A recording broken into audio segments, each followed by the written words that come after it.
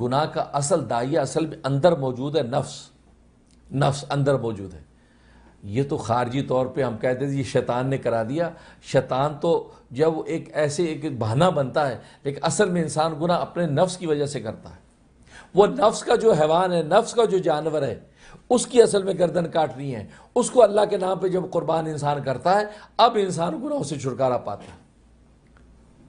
اور حضرت حکیم الامت مجدد ملت مولانا اشرف علی تھانوی رحمہ اللہ تعالیٰ بڑی خوبصورت بات فرماتے ہیں کہ آج لوگ کہہ دیتے ہیں جی شیطان نے یہ کام کرا دیا، اور جی شیطان نے یہ کرا دیا، کیا کریں جی، بس دعا کریں اللہ شیطان سے بچائے۔ تو حضرت فرمایا کہ نہیں بھائی، شیطان سے بڑا تو آپ کا نفس ہے، آپ کا اپنا نفس اصل میں گناہ کراتا ہے۔ شیطان تو بس ایک راستہ دکھاتا ہے، ایک ٹریفک لائٹ کی طرح والی بات ہے کہ ٹریفک لائٹ نے راستہ بتا دیا کہ گرین ہے یا ریڈ ہے، گزرنا ہے، کھڑا ہونا ہے، بس اتنی بات ہے، ورنہ اصل کرنے والا تو نفس ہے۔ اور بڑی عجیب بات فرمائی، کہا کہ پہلا شیطان جو گمراہ ہو، اس کو کس شیطان نے گمراہ کیا؟ ابلیس نے سجدہ کرنے سے منع کر دیا، اس سے پہلے تو اس کو شیطان تھا نہیں جو اس کو گمراہ کرے، تو وہ کس وجہ سے گمراہ ہوا؟ فرمایا اپنے نفس کی وجہ سے گمراہ ہوا۔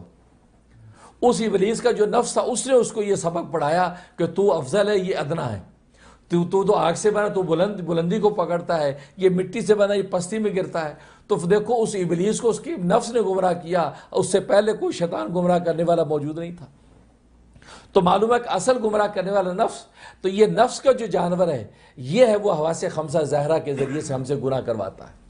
تو انسان جب یہ قربانی کرتا ہے اور اللہ کے نام پہ جب قربانی کرتا ہے، گوشت کھانا مقصد نہیں ہے، اس سے گوشت کھانے سے تو نفس موٹا ہوتا ہے، انسان اسی گوشت کے کھا پی کے انسان وہی گناہ اور معصیت کے لیے آنکھیں کھل جاتی ہیں۔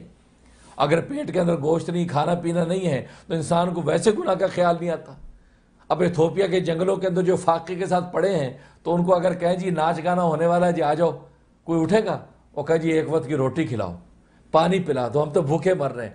ان کو کسی بات سے مطلب نہیں ہے۔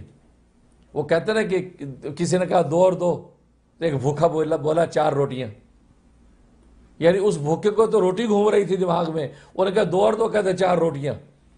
تو بعد میں کہ بھوکے کو تو روٹی کی فکر ہے، تو اس کو تو نفس کو جب کھلاتے یہ موٹا ہو کر گناہ کرواتا ہے۔ جو فاقے کے ساتھ ہیں ان کو گناہ کا خیال نہیں آتا، وہ کہتے یار بس 2 وقت کی روٹی، ایک گھونٹ پانی پلاؤ، بس باقی باتیں بعد میں۔ اس لیے اللہ تبارک و تعالیٰ نے یہ قربانیاں جو مقرر کی ہیں کہ قربانی جو ذبح کرو، یہ گوشت کھانے کی نیت سے نہ کرو، اس لیے کہ گوشت کھانے کی نیت سے کرو گے تو یہ گوشت اندر جا کر تمہارے اندر نفس کو موٹا کر کے گناہ کی طرف مائل کرے گا، جبکہ ہم تو تمہیں گناہ سے بچانا چاہتے ہیں۔ لہذا تم اب اس جانور کو ذبح کرنے کے لیے ہماری قربت کی نیت کرو، اے اللہ تیرا قرب مل جائے، اور اندر کا جو حیوان جو ہم سے گناہ کرواتا ہے، آج تیرے نام پہ ہم اس اندر کے حیوان کو ذبح کر رہے ہیں۔ گویا کہ اس ظاہری جانور کو ذبح کر کے مماثلت پیدا کرتا ہے کہ جو اندر کا حیوان ہے، گویا کہ میں نے ذبح کر دیا، تو اللہ تبارک و تعالیٰ اس پر اتنے خوش ہوتے ہیں کہ حدیث میں آتا ہے کہ وہ ذبح کا خون کا قطرہ بھی زمین پہ گرتا نہیں ہے کہ اللہ تبارک و تعالیٰ اس سے پہلے آپ کو بخش دیتے ہیں۔